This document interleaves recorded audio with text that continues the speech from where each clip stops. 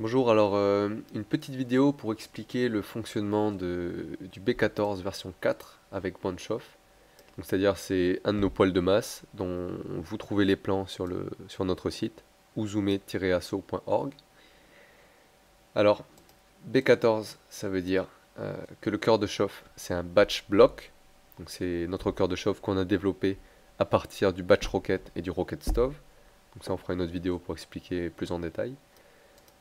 14, ça vient de 14 kilos de bois, c'est-à-dire que en remplissant le foyer, donc là on voit le foyer là derrière la vitre, en remplissant le foyer, on brûle 14 kilos de bois par flambée. Donc un poêle de masse, on peut faire au maximum 3 flambées par jour. Donc au maximum, on brûle 42 kilos de bois par jour. Donc ça fait déjà un très beau poêle. Alors sur le site, vous trouverez beaucoup de détails, le manuel d'utilisation, les plans SketchUp qu'on va voir à l'instant, la position de la cheminée, le débit, le manuel d'utilisation, avec un listing des matériaux, des prix, les fournisseurs, euh, et puis les différentes options pour soit faire soi-même ou faire par un artisan. Donc ces plans ils sont diffusés en open source. Je vous invite à lire notre licence. Il y a des conditions particulières, mais on autorise l'utilisation commerciale, c'est-à-dire que si vous voulez devenir poêlier, faire des poêles de masse, à partir de ces plans-là et les vendre, il n'y a aucun souci. Donc nous, la licence, elle est sur un autre point. Je vous invite à la lire, on refera une vidéo là-dessus. Alors, allons voir le fonctionnement du poêle. Donc, voilà, là on est sous SketchUp. Alors SketchUp, c'est un logiciel gratuit, il est utilisable sur Linux. Vous voyez là, moi je suis sous Linux. Il y a un tutoriel sur le site d'Uzume pour apprendre à l'utiliser. Donc ça, c'est le B14 version 4 avec banc. Alors, ce qui est super avec SketchUp, c'est qu'on a différentes couches. Donc on appelle ça des calques plutôt. Les calques peuvent se désélectionner. Par exemple là j'ai la métallerie. J'enlève toute la métallerie et elle disparaît. La position au sol, les joints. Hop.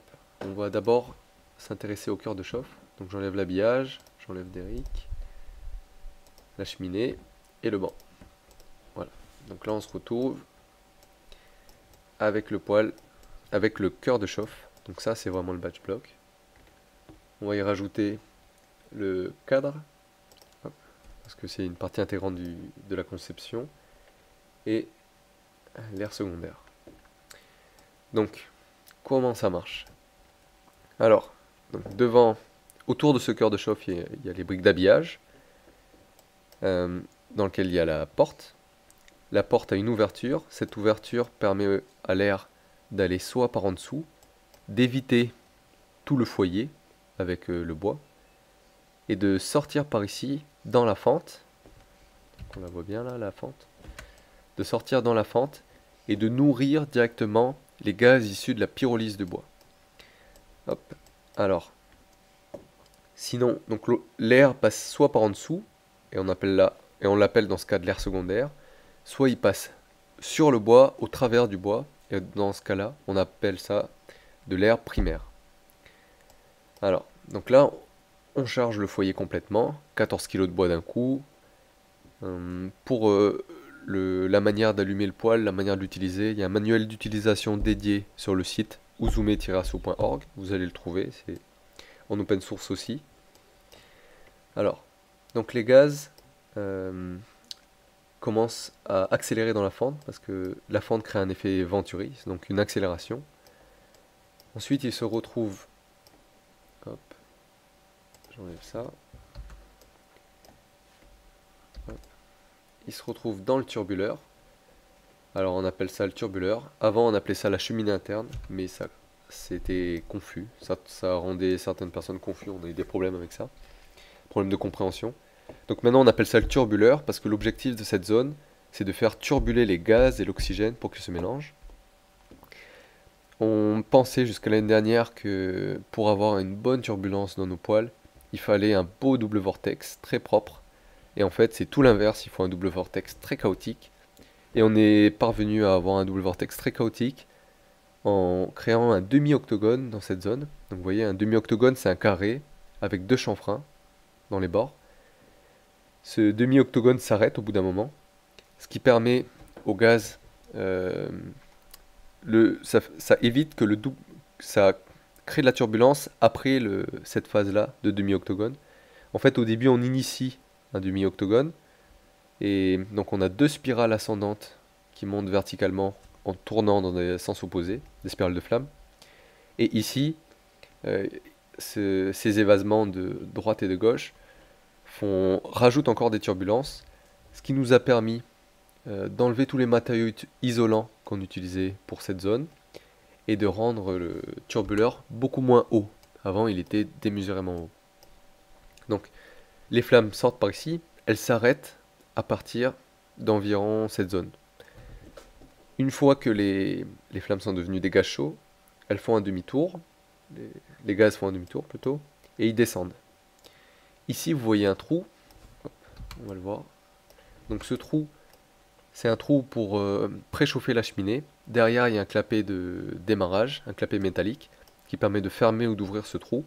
C'est très important, parce que préchauffer la cheminée, ça permet de créer plus de tirage, et ça permet de faire fonctionner le poêle dans son régime de fonctionnement optimal. Et ça évite les refoulements.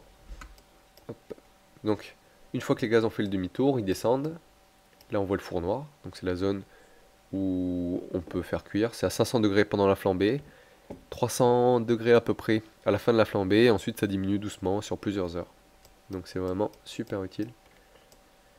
Ensuite, les gaz descendent ici. Ils font un crochet de 90 degrés vers la gauche. Ils vont dans le banc, font un demi-tour. Et ils repartent par ici, vers la cheminée d'évacuation. Alors là, je vais afficher la cheminée. Je vais afficher tout le reste. Hop. Et le banc. Et la cheminée. Hop. Donc on voit ici, les gaz descendent là. Ils vont dans le banc. Font un demi-tour ici. Hop. Passent sous le poêle. Vont dans la cheminée. Et là, sortent par la cheminée d'évacuation. Voilà. Ça paraît un peu compliqué au début, mais en fait c'est pas si compliqué. Et donc l'idée de ce poêle, c'est d'utiliser au maximum tout l'espace possible pour avoir le poêle le plus léger et donc le plus puissant possible. Donc il faut bien comprendre que plus le poêle de masse est léger, plus il est puissant. Ça c'est vraiment fondamental. Et donc nous, ce qu'on essaie de faire, c'est des poêles les plus puissants possibles, parce qu'on a des maisons mal isolées, la plupart des cas. Voilà, donc les gaz descendent, font le demi-tour ici, remontent. L'arrivée d'air dont on parlait tout à l'heure est ici, l'arrivée d'air principale. La porte du four noir est là. Et là, c'est un chapeau métallique. Donc c'est pas une plancha, parce que il y a un rang de linteau qui protège du contact direct des flammes. Sur le banc, ce sont des dalles en béton. Le béton résiste très bien ici, il n'y a aucun souci. Et voilà. Donc n'hésitez pas à nous envoyer des mails ou à commenter. Et si vous avez des questions, je vous invite à aller visiter le site, donc uzume-asso.org. Il y a plein d'infos, et sinon envoyez-nous des mails. Voilà, merci.